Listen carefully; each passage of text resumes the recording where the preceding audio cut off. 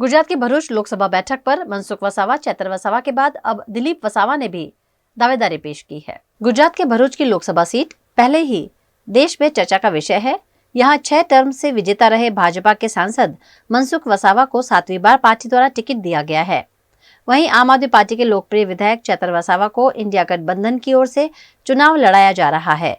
इसी बीच आदिवासी अग्रणी छोटू वसावा के छोटे बेटे दिलीप वसावा ने भी भरूच लोकसभा सीट से दावेदारी पेश की है। भारत आदिवासी पार्टी का हाल ही में छोटू वसावा ने गठन किया है। देश में जो लोकसभा सामान्य चूंटणीओ आवी रही है 2024 अंदर, तो गुजरात ने पण जे सीटों है लोकसभा ने लड़ावा माटे अमे अमारी कमिटी बोलावीने नक्की कर्युं छे।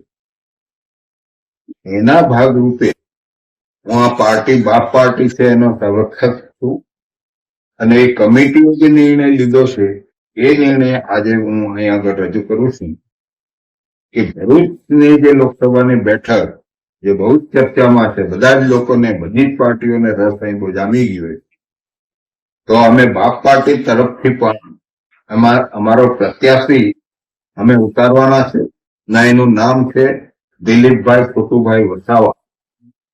अमे फॉर्म भरावाना छे ने ए द्वारा आदिवासीओनी जे समस्या है गुजरातनी अंदर अने देशनी अंदर ए समस्या हल करवा माटे अमे वर्षोथी प्रयास करीए छीए। आजे पण अमे बाप पार्टी बनावीने आ प्रयास अमारो चालू राखवाना छे ने एना भागरूपे गुजरातमां घणी जे सीटो छे एना पर अमे प्रत्याशी मूकवाना छे।